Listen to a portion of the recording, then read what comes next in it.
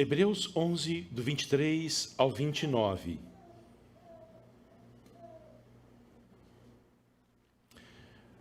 Pela fé, Moisés, depois de nascer, foi escondido por seus pais durante 3 meses. Porque viram que era um menino bonito. E não temeram o decreto do rei. Há um ditado que diz que todo filho de mãe é bonito. Está aqui, é verdade, ó. Pela fé, Moisés, sendo homem feito, recusou ser chamado filho da filha de Faraó, preferindo ser maltratado junto com o povo de Deus, a usufruir os prazeres transitórios do pecado. Ele entendeu que ser desprezado por causa de Cristo era uma riqueza maior do que os tesouros do Egito, porque contemplava a recompensa. Pela fé, Moisés abandonou o Egito, não ficando amedrontado com a ira do rei, pois permaneceu firme, como quem vê aquele que é invisível. Pela fé, celebrou a Páscoa e o derramamento do sangue, para que o exterminador não tocasse nos primogênitos dos israelitas. Pela fé, os israelitas atravessaram o Mar Vermelho, como por terra seca. Quando os egípcios tentaram fazer o mesmo, foram engolidos pelo mar. Pai, nós oramos mais uma vez e suplicamos a tua imensa graça sobre nós. Pedimos que o Senhor nos fale nesta manhã, que o Senhor acalme o coração do ansioso, que o Senhor também desperte o coração do acomodado e que em todas as coisas nos revele Jesus Cristo, nosso Salvador. Abençoa-nos nesta manhã, Senhor. Nós oramos e pedimos a tua bênção sobre os nossos irmãos que estão doentes, muitos estão doentes, alguns estão viajando. Oramos pela vida da Carla nesta manhã, Senhor, e também a vida da Ana Clara e da Ana Luísa. Conforte o coração delas, ó Deus, sustente elas nesta hora tão difícil. Nós cremos que o amanhecer, ó Deus, será diferente para elas, que se o choro dura uma noite, a alegria vem ao amanhecer. Manifesta esta promessa, Senhor, o cumprimento desta promessa na vida delas. Nós te pedimos isto nesta manhã, em nome de Jesus. Amém. Queridos, este capítulo é o hall da fama dos heróis da fé. Não fique abismado se dessas fotos, desta galeria, não estarem presentes nos murais da nossa sociedade, de que nós sabemos desses homens e dessas mulheres apenas pelas escrituras, porque o que está aqui o mundo não valoriza de forma alguma, é objeto estranho para a nossa sociedade, a fé. Está aqui uma evidência daquilo que Deus ama e daquilo que Deus valoriza no ser humano, fé. É um dos capítulos mais queridos da Bíblia.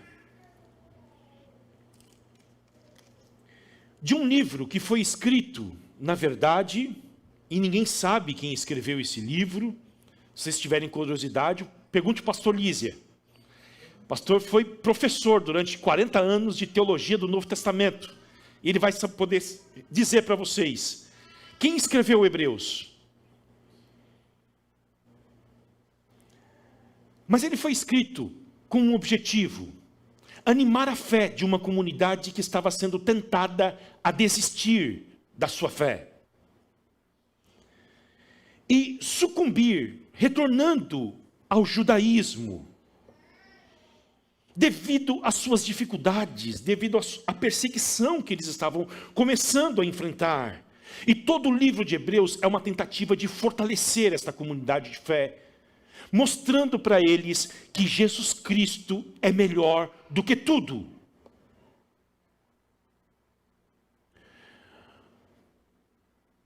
O capítulo 11 de Hebreus mostra que os heróis do Antigo Testamento, que é sobre eles, Eles fixavam as suas mentes e os seus corações para frente. Então, retroceder e retornar ao judaísmo é uma incoerência, porque Abraão, Isaque, Jacó, Abel, Noé, Moisés, Davi, Isaías, eles tinham um alvo, e este alvo era para o futuro. E o capítulo 11 de Hebreus, na verdade, não é sobre Abel, Noé, Abraão, Isaque, Jacó, Moisés. É sobre a pessoa que vem no capítulo 12. Vocês estão com a Bíblia aberta de vocês? Porque ele vai terminar a biografia dos heróis da fé, mas ele vai dizer o seguinte: não olhe para eles, porque eles não são o alvo é outro. Hebreus 12, versículo 2, olha o que ele diz. Versículo 1, vamos ler o 1. Portanto, também nós, visto que temos a rodear-nos tão grande nuvem de testemunhas, livremo-nos de todo o peso e do pecado que tão firmemente se apega a nós, e corramos com perseverança, correr com paciência, correr com perseverança, a carreira que nos está proposta. Aqui, o alvo do autor, do escritor do livro, olhando firmemente para o autor e consumador da fé, Jesus, o qual, em troca da alegria que lhe estava proposta, suportou a cruz, sem se importar com a vergonha, e agora está sentado à direita do trono de Deus. Portanto, pensem naquele que suportou tamanha oposição dos pecadores contra si mesmo, para que vocês não se cansem nem desanimem.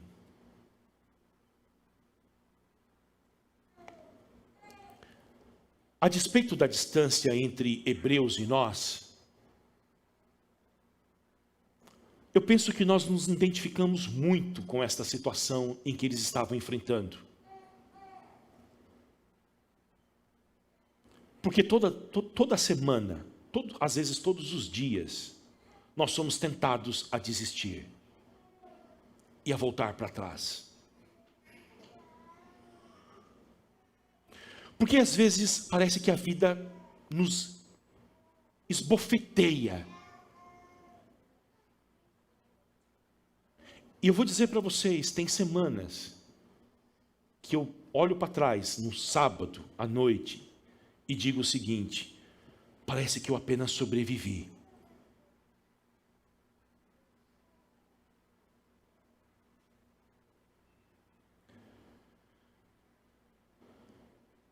Tudo que eu quis fazer não deu certo. E eu não vejo avanço naquilo que eu planejo. Eu estou sobrevivendo. Se você se sente assim, o livro de Hebreus é um livro para que você leia essa semana. E veja, uma comunidade que queria desistir, e o remédio para essa comunidade é um livro da Bíblia que fala sobre Jesus. Tudo o que você precisa para não desistir é Jesus. É saber mais de Jesus, é conhecer mais a Jesus Cristo. E este capítulo fala da fé. Algo tão importante nas nossas vidas. E ele, logo no início, vai dar uma definição sobre a fé. E eu peço que você abra sua Bíblia no Hebreus 11. Se você tem dúvidas sobre o que é fé, aqui está uma definição. Ela não abrange tudo acerca da fé, mas é uma definição clara do que é fé. Ora, a fé é a certeza de coisas que se esperam, a convicção de fatos que não se veem. O que é fé? A fé está ligada a coisas que nós ainda não temos. As coisas pelas quais nós esperamos e não vemos ainda. A fé é uma convicção de que aquilo que nos foi prometido, mas que ainda não se cumpriu, é nosso já, e vai acontecer. embora a gente não enxergue ainda a realidade do cumprimento das promessas de Deus. E mais do que tudo, a fé em Cristo produz um certo tipo de comportamento em nós. E sempre estimula a ação.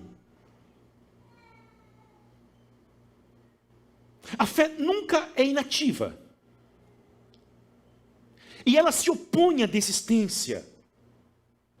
Porque o contexto do capítulo 11 de Hebreus fala de homens e mulheres enfrentando as maiores adversidades. E a fé, ela vai produzir ousadia. A fé vai produzir ânimo. E faz com que o fiel se arrisque. E arrisque até mesmo a sua própria vida, na certeza de que as promessas de Deus se tornarão realidades. E nós vamos ver hoje o exemplo na vida de Moisés, o grande patriarca da nossa fé. O texto mostra 5 exemplos de fé do Moisés, mas nós só vamos ver 3 hoje, para que este exemplo estimule a nossa fé nesta manhã e nos dê força para continuarmos a nossa jornada. E de que combata em nós toda resistência e toda vontade de desistir, de olhar para trás.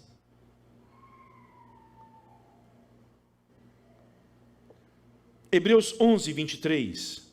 Pela fé, Moisés, depois de nascer, foi escondido por seus pais durante 3 meses, porque viram que era um menino bonito e não temeram o decreto do rei. Em primeiro lugar, aqui está o exemplo da fé dos pais de Moisés. É preciso ter fé para ter filhos. E está aqui um casal que decidiu ter filhos num dos piores momentos da história.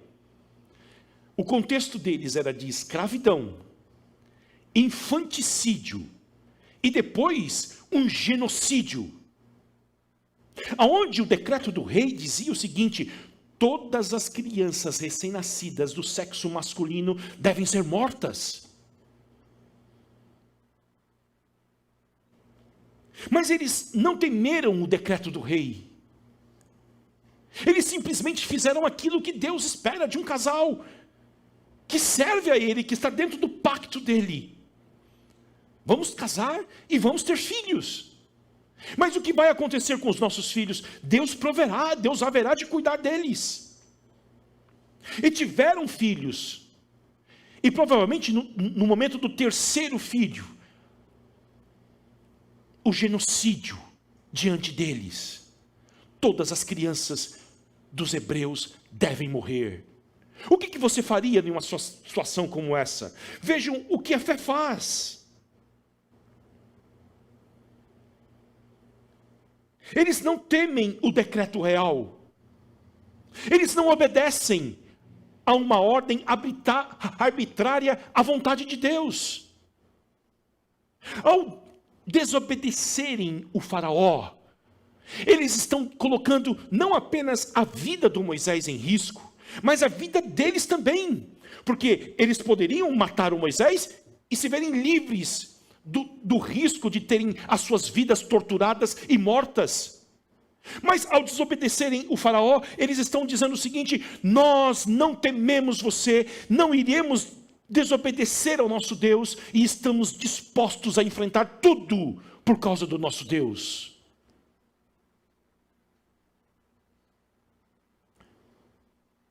E eles fizeram algo concreto e prático. Porque as pessoas com fé, queridos, elas fazem muito. Mesmo em circunstâncias adversas. E elas fazem o que podem fazer. Enquanto eles podiam esconder a criança, esconderam por 3 meses. E aí você imagina, 3 meses, uma criança escondida dentro de uma choupana no Egito.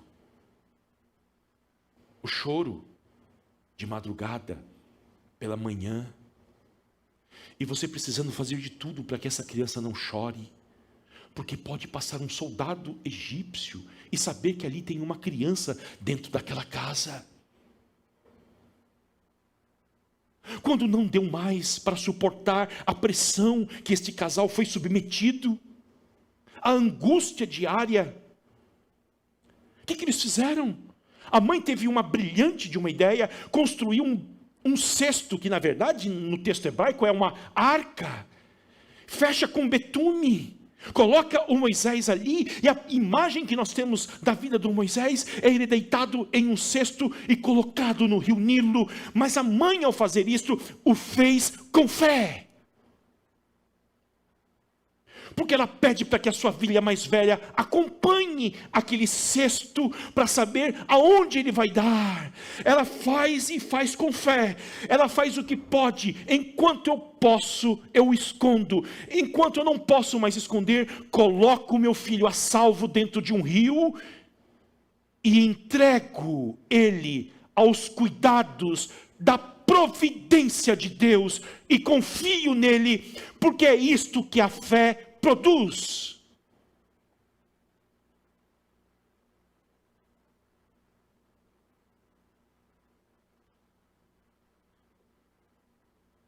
Eu quero dizer para você nesta manhã, que talvez esteja assistindo o culto pela internet e que você está aqui, que estão aqui também.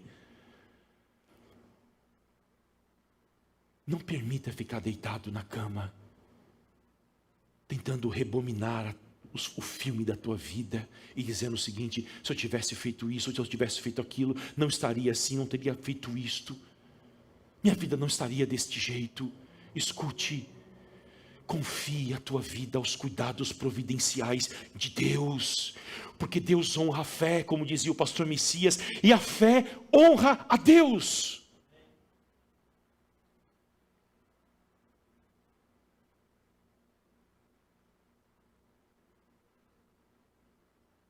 Vamos ter filhos. Acho que o Renan entendeu isso, e a Jéssica. Num contexto de escravidão, infanticídio e genocídio. E os nossos filhos serão cuidados por Deus.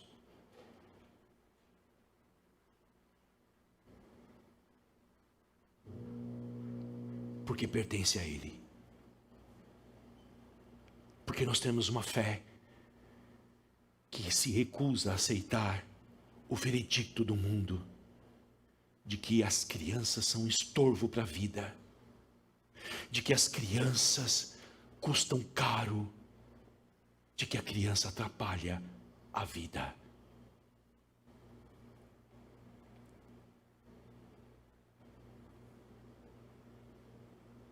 Agora, o texto vai falar da fé madura do Moisés. É a segunda imagem que nós temos. Estevão, no capítulo 7 de Atos dos Apóstolos, diz que Moisés já tinha 40 anos, quando vai acontecer o que nós vamos ler aqui.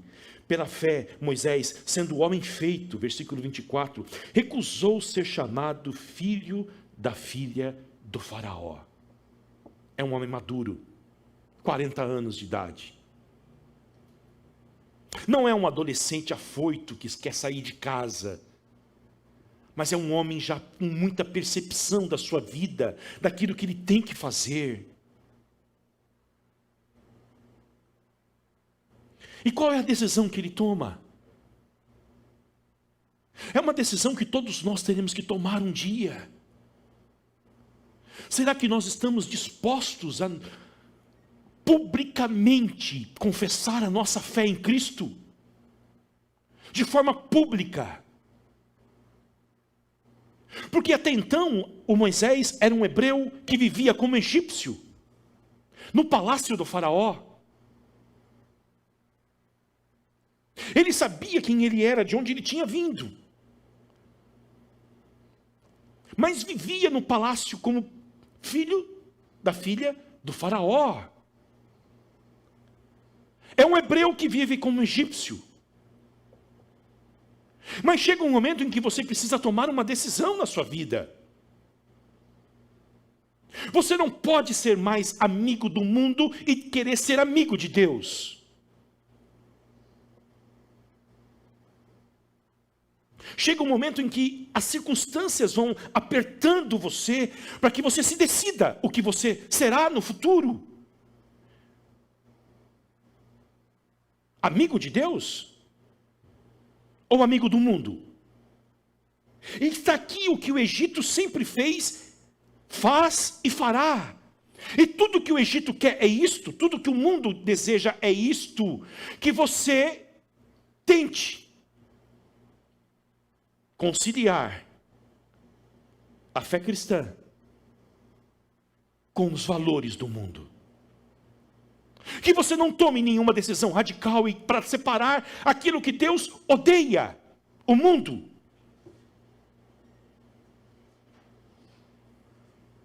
E essa é a força do secularismo hoje. Tentar fazer com que a nossa fé não tenha implicações para as esferas públicas. Tudo que a sociedade secular faz é que a nossa fé se resuma aqui de manhã, no domingo. Ou algumas expressões da fé em casa, uma oração antes de comer, antes de dormir, uma leitura breve das Escrituras, mas que você guarde a sua fé para você, e não exponha a sua fé, e não fale sobre aquilo que você crê na esfera pública.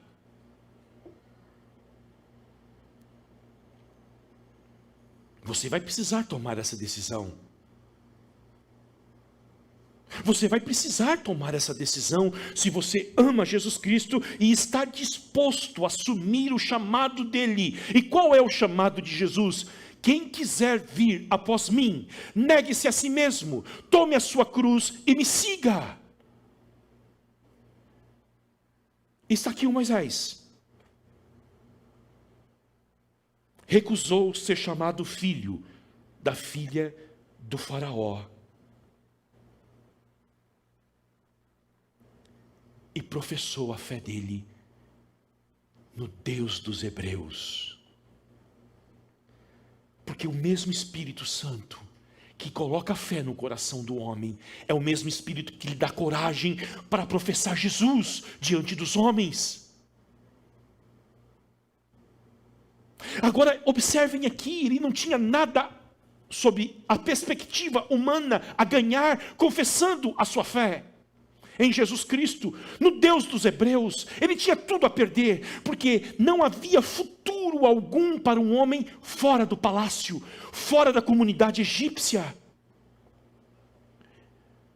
E com quem ele se identifica? Com uma nação rival poderosa? Não, ele se identifica com um maltratado, surrado e perdido e escravizado povo de Deus.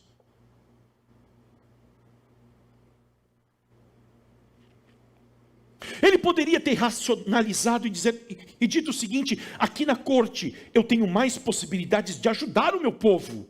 Aqui eu tenho influência, aqui eu posso mexer os meus pauzinhos por debaixo dos panos para ajudar o povo escravizado. Mas não, não.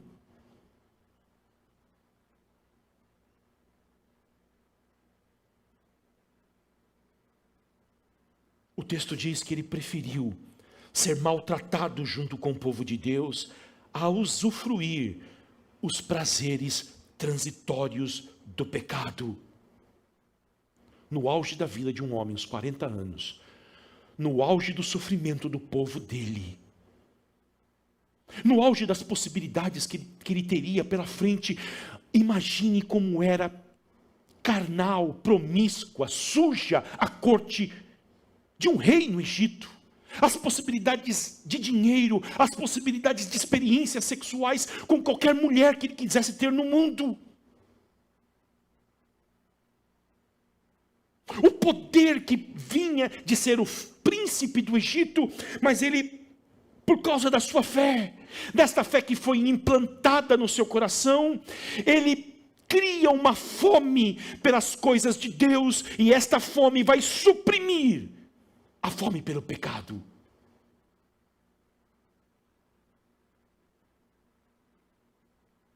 Ser desprezado por Cristo é intimamente maior do que todos os tesouros do Egito para o Moisés. Mas sabe o que chama atenção aqui, queridos? É a expressão povo de Deus, preferindo ser maltratado junto ao povo de Deus. Não é que ele escolheu o sofrimento, a aflição. Ninguém escolhe isto. Isso não é legal, isso não é espiritual. Nós não escolhemos ficar doentes, nós não escolhemos ficar desempregados, nós não escolhemos sofrer afronta. Mas o que o povo de Deus estava enfrentando era tudo isto, e o Moisés escolhe estar junto do povo de Deus. É isto que o texto está querendo dizer.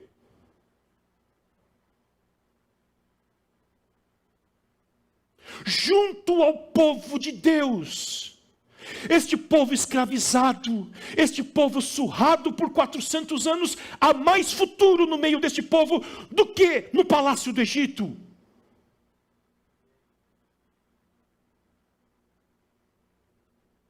Porque embora a corte seja rica, cheia de tantos privilégios, ela está em oposição a Deus. E é no meio deste povo, do povo de Deus, o povo escravizado, o povo que leva a sua cruz todos os dias, o povo que diz não. Em meio a uma sociedade que sempre diz sim, e não quer ouvir o não, e quando você diz não, ela vai chamar você de retrógrado, de quadrado. Mas Moisés sabia que o não dele implicaria em sim. E é no meio deste povo que a verdadeira vida acontece. É no meio do povo de Deus que a verdadeira vida aflora. É no meio do povo de Deus que você aprende a ser gente. É no meio do povo de Deus que você observa os milagres, porque os milagres de fato acontecem no meio do povo de Deus. É no meio do povo de Deus que a graça se manifesta, a graça salvadora. É no meio do povo de Deus que nós encontramos a união de verdade. É no meio do povo de Deus que Deus se alegra ao ver unidos os seus filhos. No meio do povo de Deus você aprende a cuidar uns dos outros. Foi esta vida que o Moisés quis ter.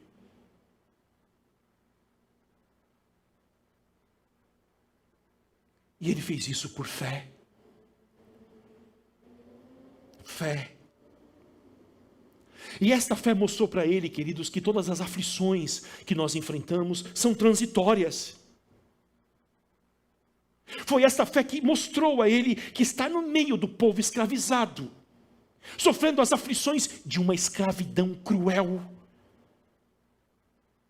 Esta aflição é transitória. O apóstolo Paulo fala em Romanos capítulo 8, versículo 18, para mim tenho por certo que as aflições deste tempo presente não podem se comparar com a glória que há de ser revelada em nós.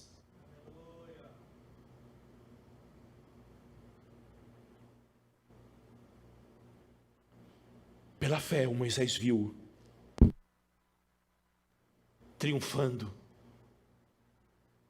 E pela fé, Moisés viu um Egito sendo reduzido a pó.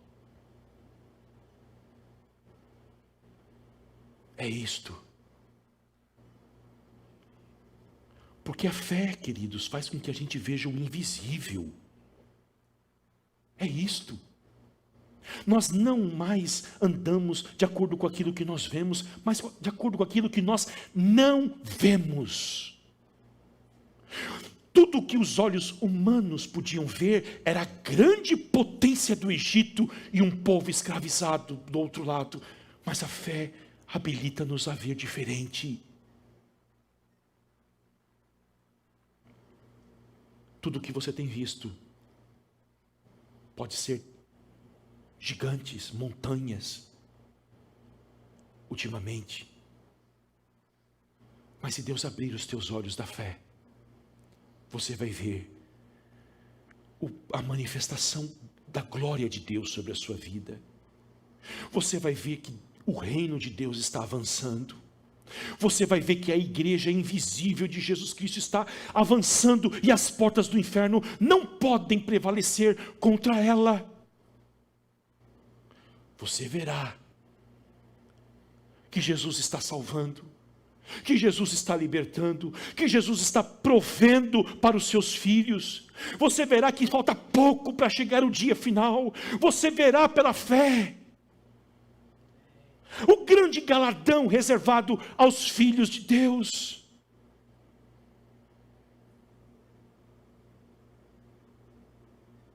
Moisés fez isto, o texto diz, no versículo 26, porque ele contemplava a recompensa. A recompensa de abrir mão do palácio e fazer parte do povo de Deus. Você sabe que há uma recompensa para você?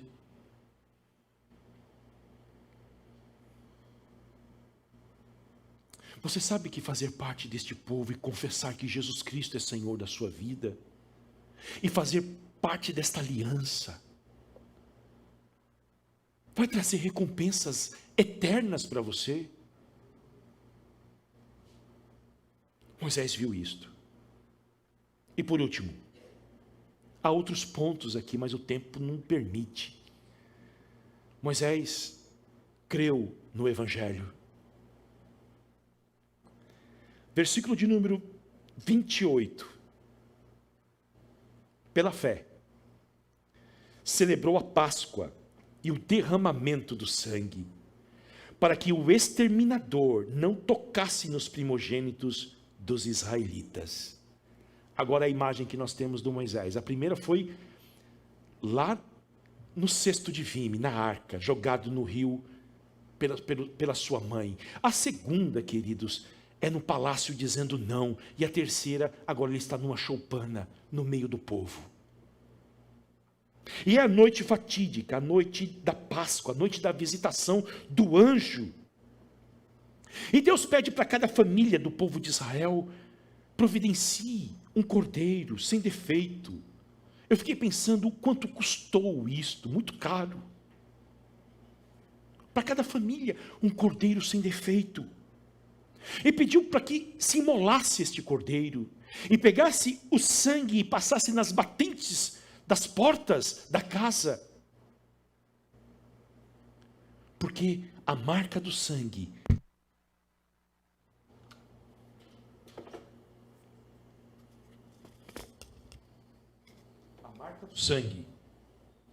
iria afastar a possibilidade do anjo visitar aquela casa e o primogênito ali morrer. Queridos, vamos falar a verdade, humanamente isso não é plausível. O sangue de um animal nos umbrais da minha porta vai salvar a minha vida e a vida da minha família?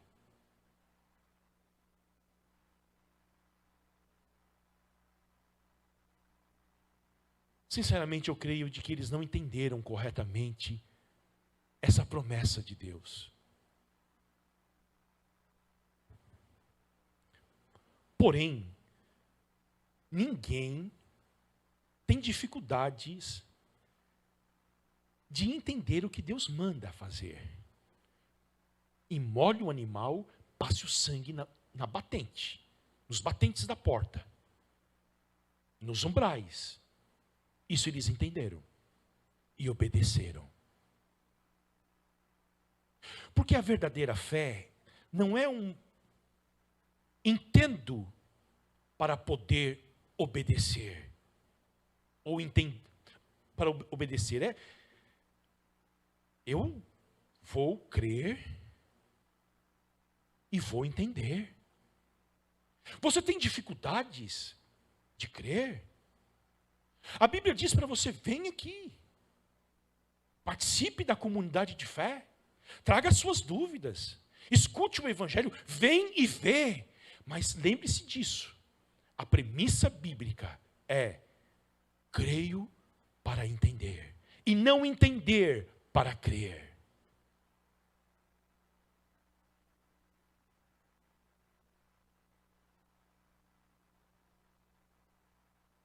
Nós participamos da ceia aqui no domingo passado.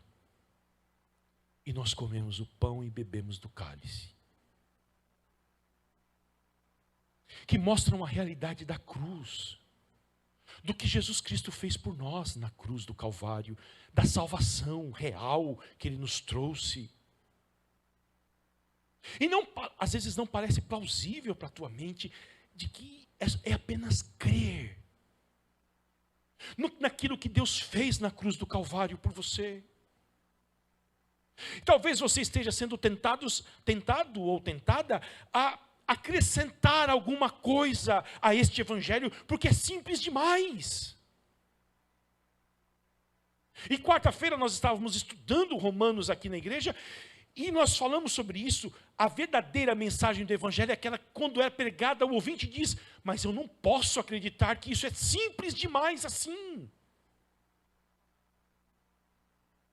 É apenas crer, sim. Crer naquilo que foi feito na cruz por você. Crer naquele sangue derramado na cruz. É o suficiente para a sua salvação. Você não precisa acrescentar as tuas boas obras. Você não precisa acrescentar o seu bom comportamento, o seu histórico maravilhoso de vida, a salvação. Não! Você precisa crer naquilo que foi feito por você. Da mesma maneira que um cordeiro propiciou salvação para uma família judia, hebraica quer dizer, da mesma maneira, o Cordeiro de Deus derramou seu sangue, e Ele é a garantia da nossa salvação, Ele é a garantia da resolução dos nossos maiores dramas, que é o pecado, Ele é a garantia da vida eterna, Ele é a garantia das promessas de Deus, que haverão de se cumprir em nós. Fé, para terminar. Ter fé é ter os pensamentos quanto ao teu futuro, quanto ao futuro da tua família. Se você e a tua família estão dentro do pacto, é ter pensamentos de que o teu futuro está fundamentado pelas promessas de Deus.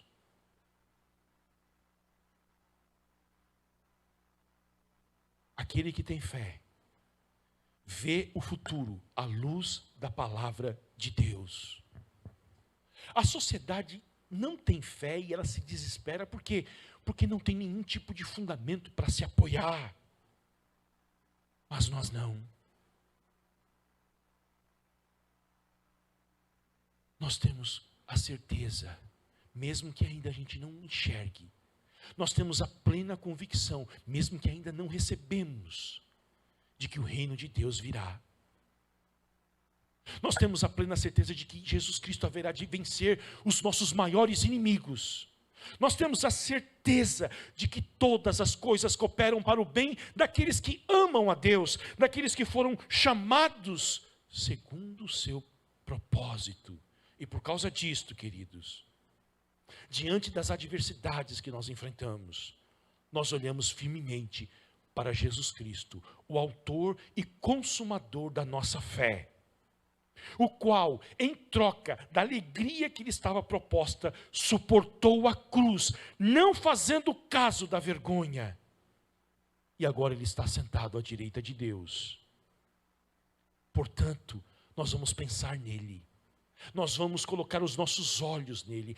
Você vê, a Bíblia não pede muita coisa para nós nas horas difíceis. Ela pede para olharmos para Jesus. Isto você pode fazer nesta manhã. Simplesmente olhar para Jesus, o autor e consumador da sua fé. Ele suportou tamanha oposição dos pecadores. E por causa disso, nós não vamos cansar a ponto de ceder e nem mesmo desanimarmos, porque Jesus venceu e nós iremos vencer também nele. Diante disto, não tenha medo. Não tenha medo do teu futuro, do futuro dos teus filhos. Não tenha medo. Mas você pode pedir nesta manhã: Senhor, eu creio, mas me ajude na minha incredulidade, aumente a minha fé. Você pode ouvir a palavra de Deus constantemente, porque a fé vem pelo ouvir, o ouvir da palavra de Cristo. Você pode ler as Escrituras junto com o povo de Deus e olhar para Jesus. Amém? Que Deus nos abençoe. Vamos orar? Senhor, aumente a nossa fé. Aumente a nossa fé, Senhor, nesta manhã. Tire de nós, ó Deus, a covardia, o desânimo, a possibilidade, sequer possibilidade de desistir, ó Deus. Tire de nós. Aumente, Senhor, a nossa convicção de que o Senhor é fiel para cumprir as tuas promessas. Abençoe a nossa comunidade de fé. Nós, ó Deus, estamos diante de tantos desafios, mas nós queremos romper em fé, Senhor. Romper em fé. Nós temos, ó Deus, desafios diários, pessoais e coletivos, ó Deus, mas nós queremos rompê-los